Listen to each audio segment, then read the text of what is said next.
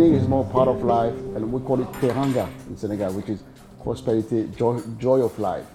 And so when you eat, usually you take sometimes a whole day to cook your food.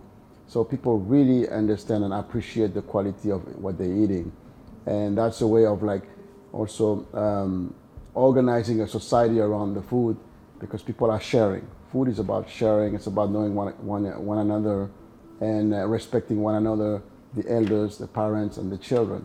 So food is really a strong denominator that helps people to gather and especially create the law. Like you would say here in America, oh, we got to listen to the Constitution. I would call food is a constitution in West Africa, Senegal. Bissap means hibiscus flower, and Baobab, it's a traditional tree that people really respect. So when you look at the name again, once you know that you're having food from Senegal, deeply rooted in the origin of Senegal. To give you an idea, they found some baobab and they have 40 people giving hand in hand to surround the tree. So big it can be. It's a tree very, very strong. So trees, baobab brings community around, because in Senegal, sometimes it's really hot, very dry.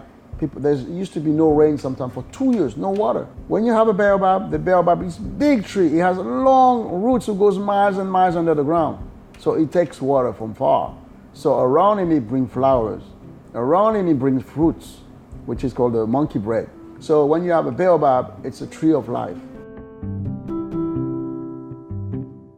Well, opening a restaurant started, first of all, we were in the mission. So that was the area in San Francisco where I was recognizing myself, like when I used to be in Senegal, in Dakar. Very colorful, a lot of people from around. So I felt really in the mission, like, oh, I was in Senegal with all these colors. So I felt good. Then I found a small little spot here, and nobody wanted to be here. It was very cheap. And I said, oh, I feel good here. It's like my little home away from home. When I was a kid, I used to never cook at all.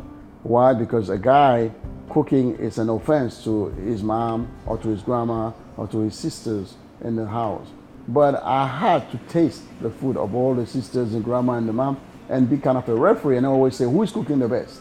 But then I had to become an ambassador, very diplomatic, because if I was saying to one sister, you're the best, all the other ones were against you.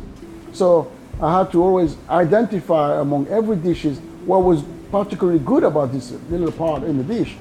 And eventually, when the day comes and I come here, I always remember when I want to make some dish, what little specific taste I want to find.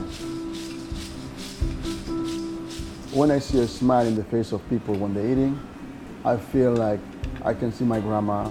I can see when I used to play with my animals in the nature. I can see all when I was a kid back home.